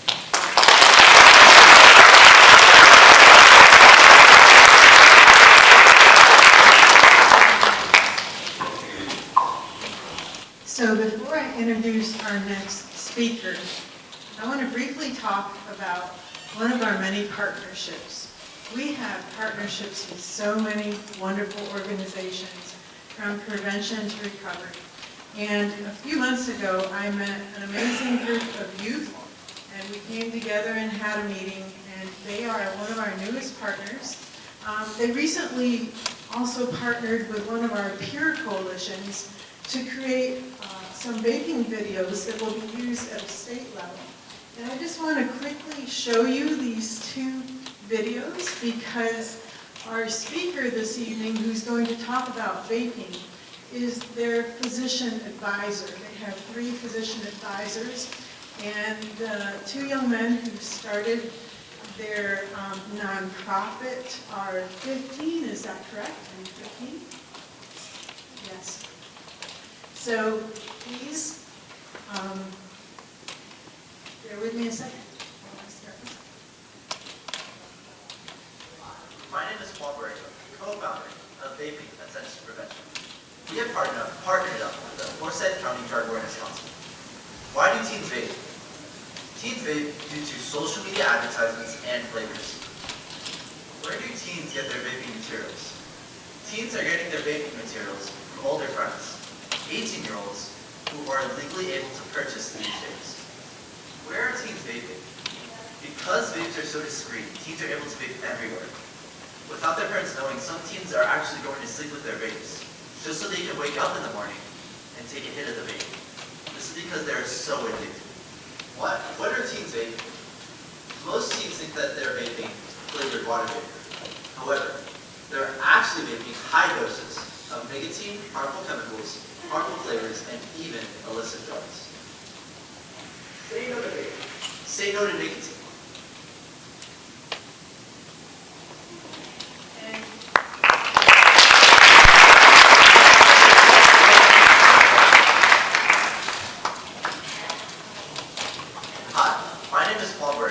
Co-founder of Vaping Essential Prevention. We have partnered up with the Forsyth County Drug Awareness Council. Why do teens vape? Teens vape due to social media advertisements and flavors. Where do teens get their vaping materials? Teens are getting their vaping materials from older friends, 18-year-olds who are legally able to purchase these vapes. Where are teens vaping? Because vapes are so discreet, teens are able to vape everywhere. Without their parents knowing, some teens are actually going to sleep with their vapes, just so they can wake up in the morning and take a hit of the vape. This is because they're so addicted. What are teens vaping? Most teens think that they're vaping flavored water vapor. However, they're actually vaping high doses of nicotine, harmful chemicals, harmful flavors, and even illicit drugs. Say no to vaping. Say no to nicotine. Hi. My name is Paul Burrick. And could I ask Attention to Prevention to stand up while Dr. Justine is coming up here? Would you just stand up so everyone can recognize you?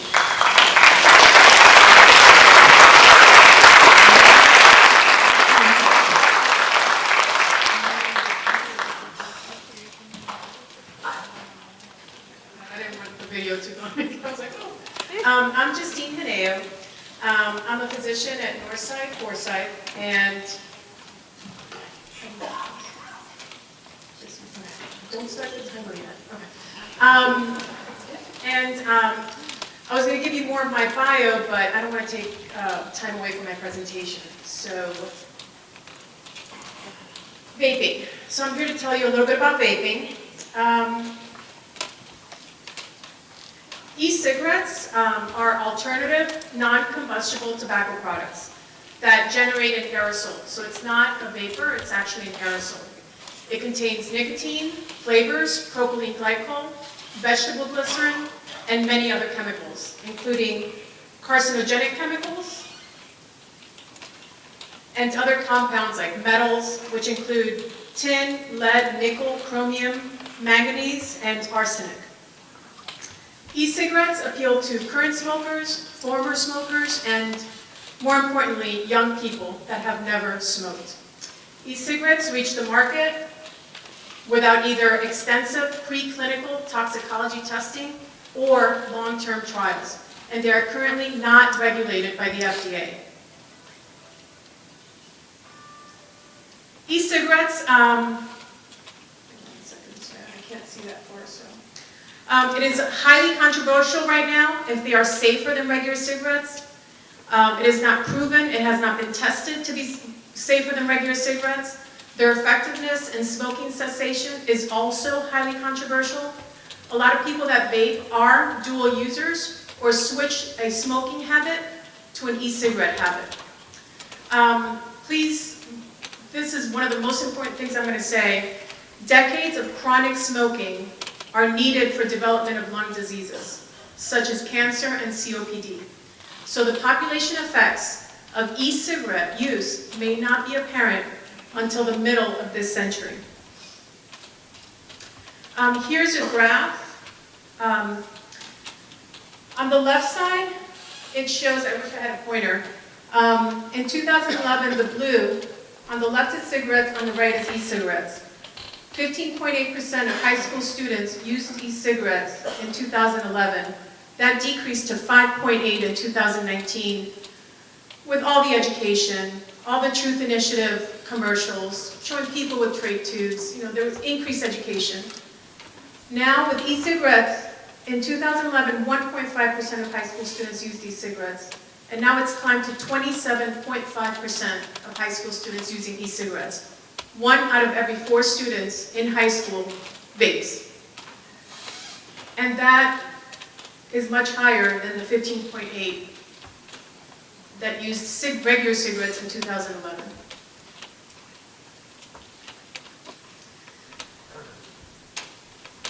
So what acute illnesses are we seeing in the hospital due to vaping? There has been a significant increase in collapsed lung admissions. In the last 2 months, one of the pulmonary groups saw 4. I've never heard of it at Northside seeing a kid with a collapsed lung. It was very rare for us. Second one, EVALI, which stands for e-cigarette or vaping product use associated lung injury. I'll talk about that a little bit further later on in another slide. 3, could new onset seizures in teens be caused by nicotine overdose due to juuling? We've also had increased seizure admissions. And of course, exacerbations of asthma, high increase of asthma exacerbations all across the country. Bronchospasm due to vaping. Another thing is popcorn lung, for example, but I'm not going to talk about that today, but that's another thing that e-cigarette use can cause. So first, pneumothorax, which is collapsed lung. It occurs when air leaks into the space between your lung and the chest wall. This air pushes on the outside of your lung and makes it collapse. The lung is basically made up of bronchioles that have air in them. Inflammation and lung injury created by the vaping, by the chemicals, by the heat, creates blebs that can rupture and pop like a balloon. This air inside the bleb leaks into the space between the lung and the chest wall, and this air pushes the lung and makes it collapse. Here I have an image of what a collapsed lung would be. All that empty space is basically the air pushing the lung. When your lung is collapsed, you can't breathe. You can't get oxygen into your system. On the other one, it's a teen, an actual teen seen at Northside. The one on the left, if there's a faint green line that shows the space of air pushing the lung. The second X-ray shows the chest tube, the pigtail that has to be inserted to basically drain all this air out and hope that the lung reinflates, basically. This is another picture. It shows the chest tube, how it would be in the space where it has air, and then an actual picture of a chest tube in the wall. This is a pneumovac, which is a device that basically suctions and drains the fluid out. At times, sometimes it works and the collapsed lung reinflates. Other times it doesn't, and you have to go to surgery and get staples, talc, in order to reattach that lung so it doesn't continue to collapse. Oh, no, I was talking about the, sorry, that was, I was looking at my slides. That's the pneumovac okay. So EVALI, e-cigarette or vaping product use associated lung injury. 1,604 cases as of October 22nd associated with e-cigarette products in 49 states. According to the CDC, that's an increase from the prior week, which was 1,479 cases of vaping-related lung injuries. That number is amazing to me. 34 deaths due to vaping, and the youngest being 13 years old. People with lung damage from vaping, the symptoms start days or weeks before, and it just slowly worsens. They develop coughing, chest pain, shortness of breath, nausea, vomiting, some cough up blood, diarrhea, fatigue, fever, weight loss, and they just slowly get sicker and sicker. Out of the cases, the 1,604 cases, 78% reported using THC-containing products with or without nicotine. 37% reported exclusive THC, and 17% reported exclusive nicotine-containing products.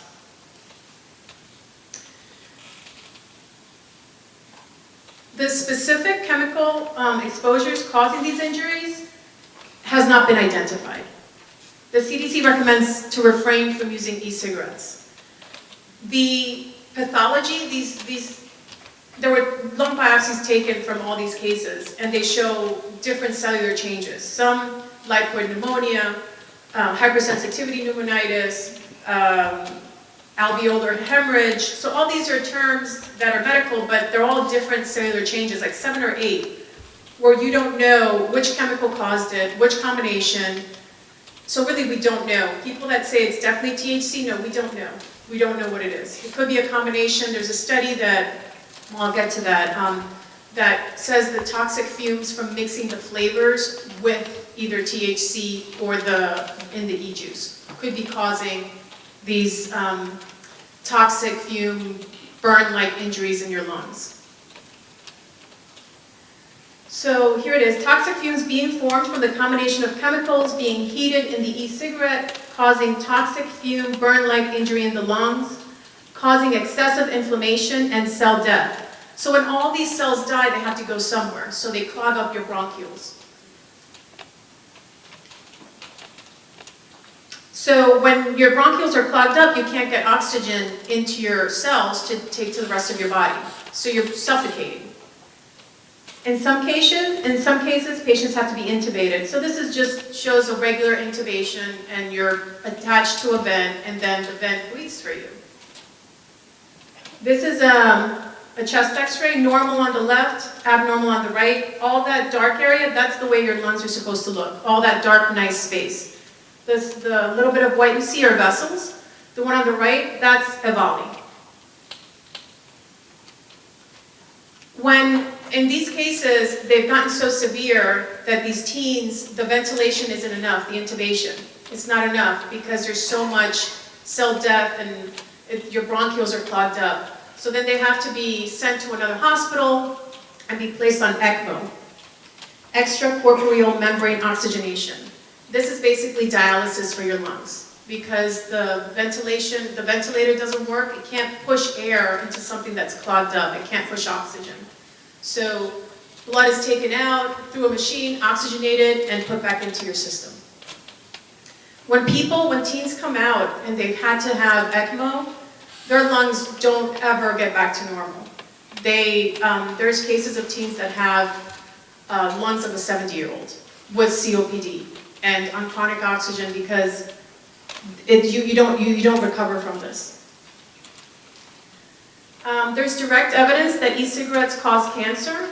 There's a study from NYU that exposed mice to e-cigarettes 4 hours a day for 5 days a week for 54 weeks, and they found lung cancer, 22.5%, and bladder hyperplasia, which is abnormal cells, precancerous cells, in 57.5% of mice.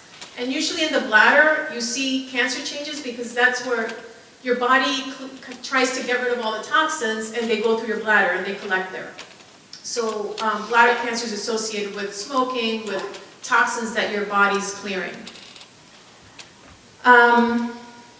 So they basically showed that e-cigarette nicotine induces lung adenocarcinoma in mice. It is likely that the small size of the e-cigarette aerosol allows the nicotine in the e-cigarette aerosol to penetrate deeply into the lung tissues, inducing DNA damage in bronchoalveolar cells. So with the vape, it heats it so high and the compounds are so tiny, there's more absorption into the lung tissue than regular cigarettes. But again, more studies, more time is needed for a scientist to get up and say, yes, 100% definitely. Recently in the CHEST conference earlier this month in New Orleans, a case was presented that a patient developed granulomatosis after 2 months of vaping. Granulomas are basically masses of inflamed tissue that usually occur in reaction to an acute inflammatory event. These granulomas are created from your immune response that's abnormal. It's trying to respond to all this damage and injury. These masses can kill healthy lung tissue and reduce blood flow to the organs. So now a little bit on nicotine. Are vapes and e-cigarettes causing seizures in kids and young adults? This is very hard to study or to diagnose. Currently, we're not checking nicotine levels in the emergency room. It's a hard test, it's a send-out test. It can clear pretty easily from your system. But I'm talking to several hospitals to see if they'll start checking quantitative nicotine levels in the ER with kids that present with new onset seizures. The FDA is currently investigating 127 reports of people suffering seizures and neurological symptoms after using e-cigarettes.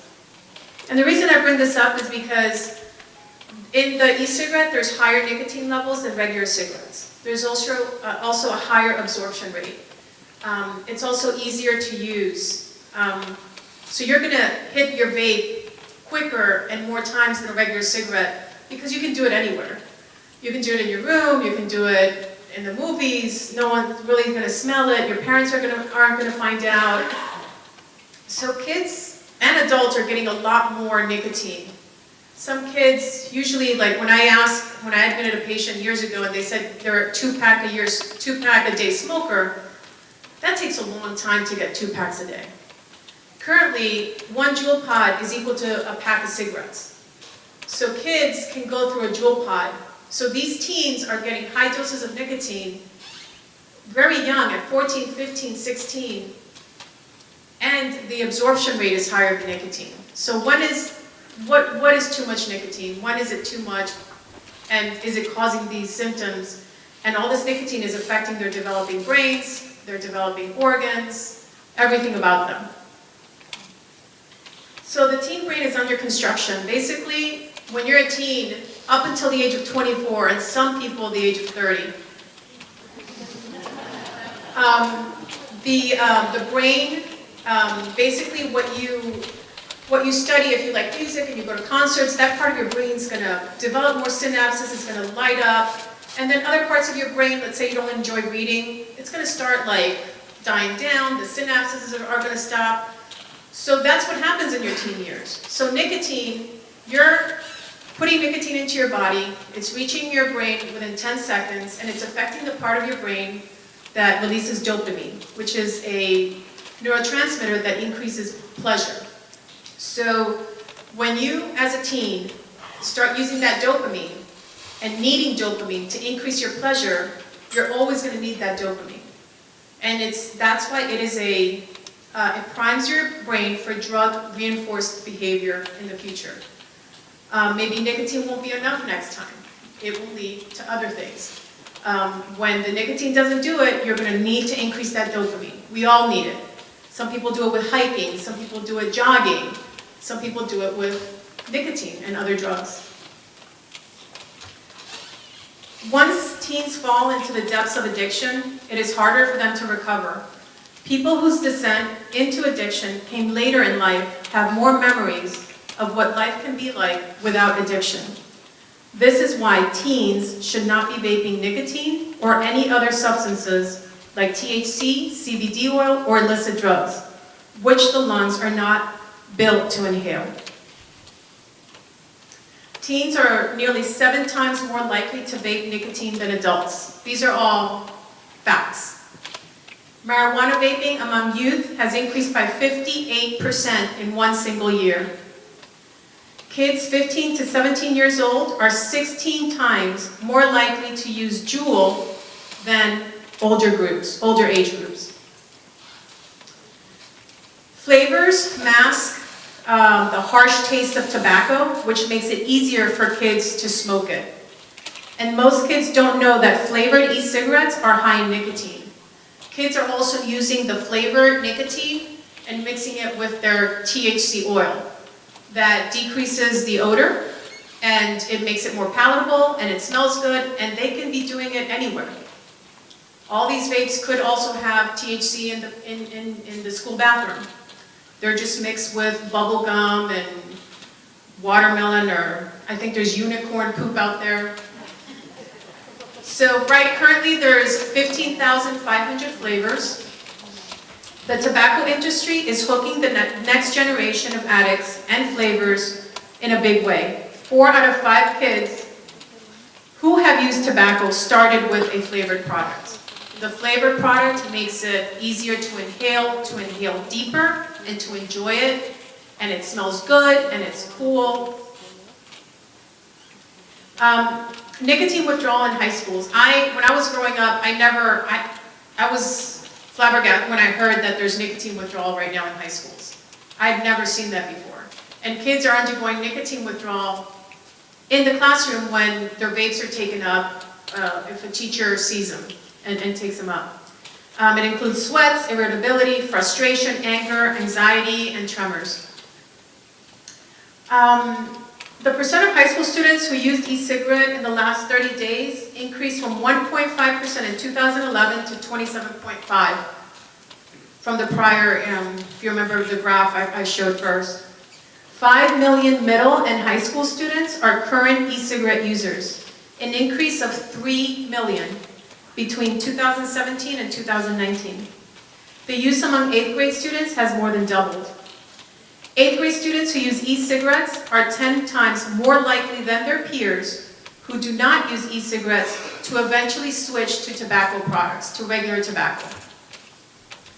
Adolescents and teens who use e-cigarettes are likely to become regular tobacco smokers as they get older. And there are studies and data to prove these points. This is a picture of teens vaping in the classroom. We need to help get it out of high schools. We're younger students. There's actually currently high school students that have the legal age to purchase them. And that's how it gets down and it trickles down. There's actually students in high schools that sell them for a profit. They can find them at parties, they can share them. A 2015 report by the National Academy of Medicine concluded that increasing the tobacco sale age to 21 would improve public health and have both immediate and long-term benefits. That's just proven, it's data. Here are some ads. The e-cigarette industry is copying the same thing that the tobacco industry did years ago. Here's that it's healthy. Everyone thinks that is saying that vaping is healthier now. This is an old ad from Camel. This is a new ad from today. More doctors vape than use traditional e-cigarettes. An old ad for Lucky Strike, an e-cigarette ad from today. An old ad, that's a cute baby. Why quit, switch to blue? They don't even want you to quit. People think, oh, it's to quit. No, it's not FDA approved to quit. There's things that have been studied for you to quit smoking cigarettes. And this has not been studied or approved or FDA regulated to do any of that. From 1988 to 1997, Camel targeted kids with a hit cartoon character, Joe Camel, that significantly boosted the brand's market share among youth smokers and became nearly as recognizable to 6-year-olds as Mickey Mouse. This is a current Juul ad, cool, hip, happy, she's in bliss. Back to school blowout sale for vaping products. Kids are being targeted with ads, flavors, and sleek, modern, easy to conceal devices. So I like to think of it as these circles. There's always going to be a percentage of kids that are going to smoke. They're high risk, whether their parents smoke or trauma or whatever the reason is. There will always be a percentage of kids that will pick up a smoking habit. The problem that we're seeing now with e-cigarettes, it's not only attracting the kids that were going to smoke anyway, but if you see the orange and the red, it's attracting kids that were never going to pick up the habit. And this is because it's multifactorial, because of the flavors, because it's an easy device. But a lot has to do with flavors, because they're cool and they're fun and it's like a great piece of gum that you smell and you want to have. You go into a room and someone's chewing this awesome gum and you want it. So I actually am working with the Vaping Attention to Prevention student organization, and I started, like, what can I do? One of the things that inspired me was this nicotine withdrawals, because it may seem like nothing, but that's a big deal to me. I don't understand why you would have nicotine withdrawals. So I started thinking, what can I do? So I wrote a resolution for the Medical Association of Atlanta, which was fully supported. I went to the Medical Association of Georgia, and it passed. And now we have policy that was just passed 2 weeks ago that the MAA and the MAG support and recommend and highly advocate for tobacco 21 and banning all flavors, including mint, menthol, and wintergreen. Currently, right now,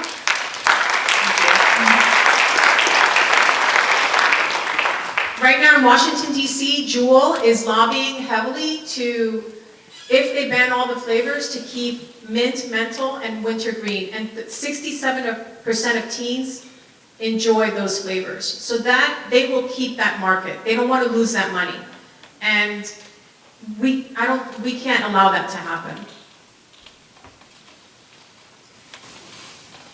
I missed a slide. Oh, the most important slide. I'm sorry, guys. It's not in there, but I had a slide that showed the Vaping Attention to Prevention crew that they partnered with Forsyth County Drug Awareness Council, and they have a great ambassador program.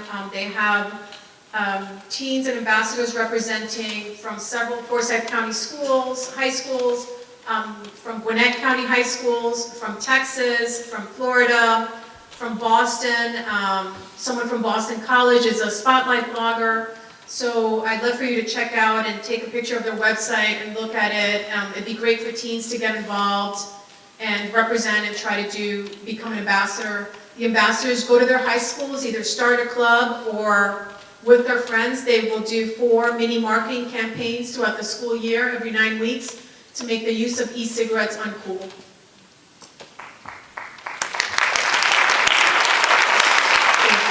So that's a resource for teens to get involved. It's an organization for teens by teens. I also became a member of Parents Against Vaping and E-Cigarettes, and I am their paid representative here in Georgia. This is a great organization for parents to get involved. There's going to be a lot going on at the state capitol coming January through April, and we need all the bodies we can get and to advocate for safer laws, safer bills to keep our next generation from becoming nicotine addicts and giving Juul and all these companies all this money when our kids are getting sicker. Thank you.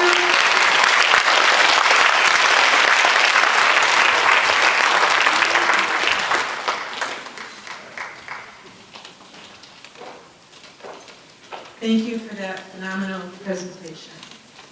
All right, I'm not going to get on the stage because we each have a voice, and this council was started with individual voices standing up and coming together. Wonderful people that had a desire and a passion. Other organizations in this room all started as individuals. Our power isn't limited to being on the stage. It is each and every day when we're out in the community, when we're young men who want to do something good over the summer and become our first ever interns. When Tapastea came to me at 14 years of age with her mom, Hema, who's here somewhere, there she is, and said, we want to become involved. And I said, well, I want to bring clubs here. So the collaboration takes place every day in every way, with all Jennifer's done, with all Catherine's done. There's just so many people I could name here this evening. And what I would like to do now is just briefly mention a few things about what our council does, because I could stand up here an hour and talk. But what I want to do instead is invite you to start attending our council meetings if you're not. They're the first Wednesday of every month from 8 a.m. until 9:30 at the United Way office in Cumming. If you cannot, please call me. My card is on the table back there, and we would be delighted to have you serve as a volunteer in some other capacity. Many of our council members can't attend those morning meetings, and yet they're still active and engaged. There's Matt in the back, he's another founding member. There's just so many people in this room that have had tremendous impacts. Matt goes out and he speaks to youth when we ask him to, and he recently spoke to 750, is that the right number? 750 youth at Alliance, and we're constantly doing things in the community. So here's just a brief snippet.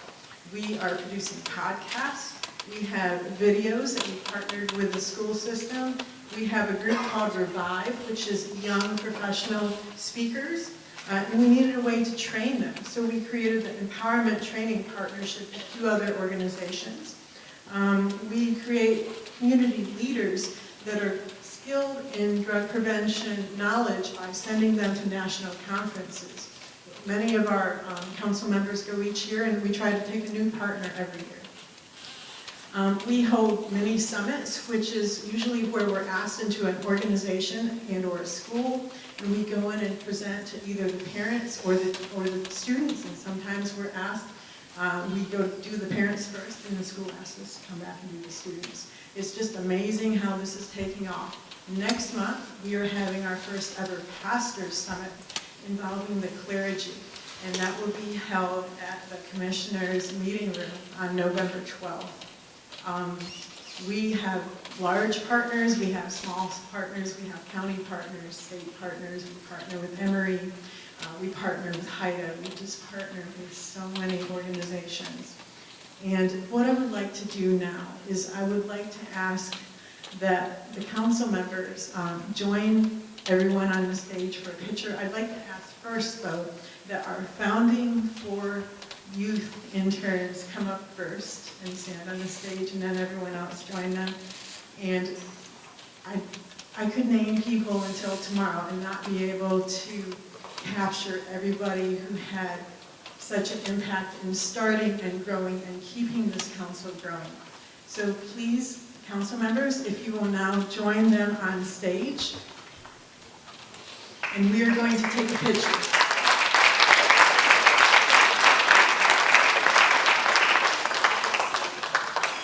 And while we are taking this picture, I ask those of you in the audience, on your seats, you'll find a piece of paper and a pen. We use these surveys and we listen to what you have to say. Each summit is designed from these survey results, so please fill them out. And you can either leave them in your chair or you can hand them to who will be at our back table as you leave.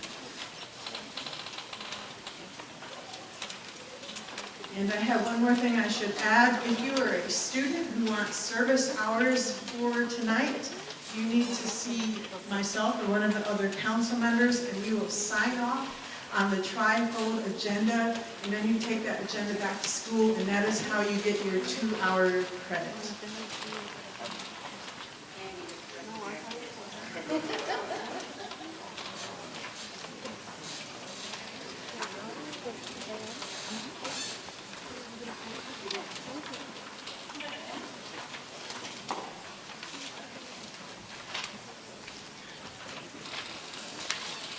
We want to thank everyone for your time this evening and for coming out.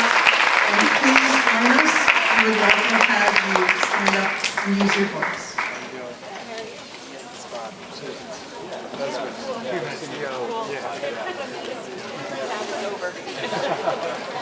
That's good.